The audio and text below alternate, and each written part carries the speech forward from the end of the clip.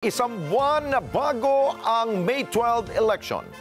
Pumasok po sa top 12 sa bagong Pulse Asia Survey ang senatorial candidate na si Congressman Rodante Marcoleta. Habang tumaas din ng ilang porsyento ang survey result po ng ilang pong mga kandidato sa pagkasenador ng PDP laban. Erlo Bringa sa balita.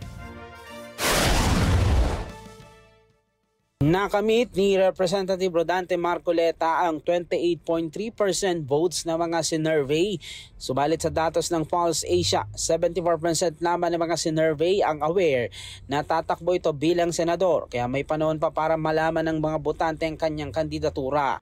Kasama ni Marcoleta sa rank 12 sina Las Piñas Representative Camille Villar, 29% at dating Senator Bam Aquino na mayroong 28.6%. Nananatili namang nangunguna sa survey si Senator Bongo na merong 61.9%. Pangalawa si Erwin Tulfo na merong 51.1%. Habang ikatlo si Senator Ronald Bato de la Rosa na merong 48.7%. Pang-apat si dating Senate President Tito Soto na merong 44.2% votes mula sa respondents. Panlima si Senator Pia Cayetano na may 37.5%. Bong Revilla, 36.9%. Dating Senador Ping Lacson, 36%. Willie Revillame na may 35.7%. Ben Tulfo, 35.4% at Makati City Mayor Abby Binay na merong 35.3%.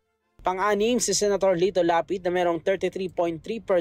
Sumunod si dating Senador Manny Pacquiao na merong 32% at ang pang-11 ang aktor na si Philip Salvador na merong 30.9%.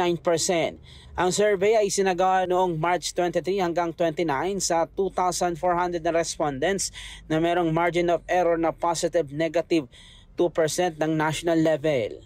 Nagkaroon din ng pag-angat sa latest survey ng Tangere ang ilang PDP laban senatorial candidate, kabilang si Marcoleta na umangat ng 4%. Kasama din sa nag-angatan sa survey sina Senator Christopher Bongo na umangat ng halos 2%.